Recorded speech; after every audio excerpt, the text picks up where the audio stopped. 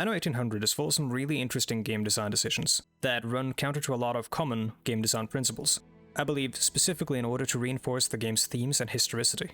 Let me explain what it does first, and then we'll jump into the history of it.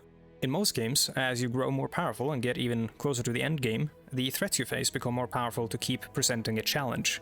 In a way, this happens in Anno 1800 through the increasing complexity of the game's supply chains and the balancing act that is necessary to expand. But at the same time, the increase in opportunities for resource acquisition and profit multiply. As the complexity increases, so too does your means of tackling it. In a way, the game never really becomes more difficult, there's just more stuff to do. The pirates can be a nuisance for sure, especially when your distribution network becomes more reliant on shipping. But as the resources begin pouring in, your ability to pump out warships increases proportionally to the point where you can just send ships into Calamity Cove until the pirates are wiped off the map. You're not the only one colonizing for resources in the game. As you're off colonizing islands, your competitors are doing the same. You can take military action against them, but that's not the game's chief form of conquest. Anno 1800 is a game of economics, and your main tool of war is hostile acquisition. The true way to conquer your enemies is to buy them out, and for that, you'll need money. As you gain access to the New World, you encounter a revolutionary rebel group, who really needs guns. You're making a ton of these at this point, and there's a limit to how many ships you might need. Maybe we can sell some guns to the rebels. Say hello to the military-industrial complex.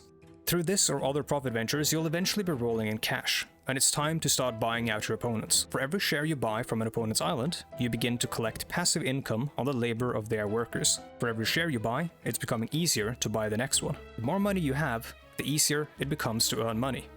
The more profit you make, the more profit you will keep on making. Eventually, the entire world inevitably becomes a monopoly, owned by you. And then, you'll keep on growing until there's no more room to grow. And what happens after that isn't modeled in the game. Your people are rioting.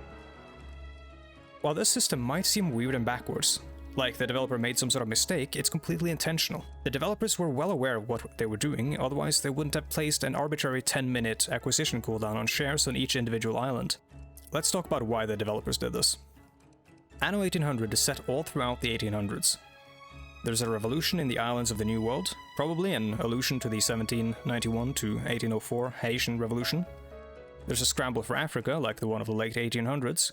And there's an expansion named for the expedition searching for a northwest passage like the one that went on, or the ones that went on all throughout the 1800s. All of this is occurring alongside the metamorphosis of the Western economic system from mercantilism into capitalism. Large companies, who had over the years grown rich of colonization and other efforts, began investing their capital in search of a return on investment.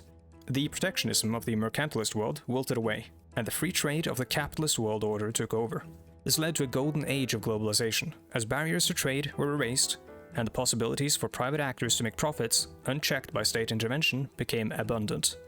Class division and economic equality existed everywhere before the advent of capitalism, for sure. But capitalism and the Industrial Revolution created a new series of class dynamics unseen before and exported them to the rest of the world. As economic globalization crawled to a halt over the course of the 20th century, capitalism was here to stay. While it is erroneous to portray pre-industrial society as an agrarian utopia, you can read something into how Anno 1800 starts you out with the entire population belonging to the same class. And with industrialization and the expansion of the capitalist system, new classes appear and you as the player become more and more concerned with addressing the luxury needs of the upper classes. With economic growth, you create economic inequality. So then what happens if theoretically the AI starts winning and starts buying your shares? Look at that majestic building, whatever it is. What if they grow to the point where they become too large, too profitable for you to fight back? Well, generally speaking, you lose. If everybody's competing, for there to be winners, there have to be losers. And in the game of capitalism, only one person can end up on top. This is a lesson offered by Anno 1800. There's a ton of stuff we didn't get to talk about in this video.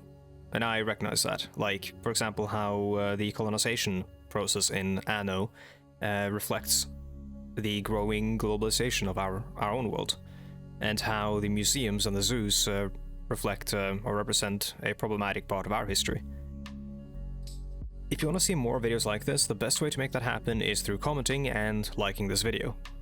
If you would like to support me, like some other people have, and I'm very thankful for that, you can find a link to my Patreon in the description down below. There you'll also find a link to my Twitch and my Discord. Thank you so much for watching the video, and Hopefully I'll see you in the next one. Goodbye.